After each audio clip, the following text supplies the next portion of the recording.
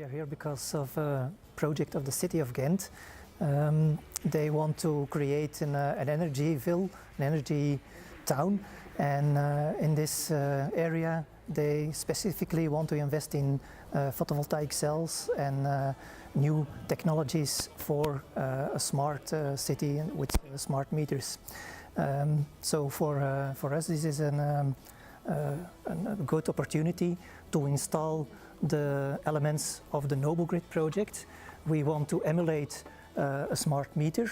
We want to install the SMX with our customers. We have about 120 cooperative members in the area, and where possible we also want to install a SHIC to have an interaction with their heat pumps.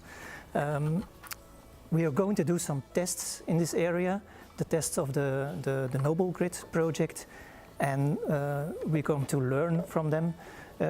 This is one of the test areas for the Flanders test site in NOBEL GRID.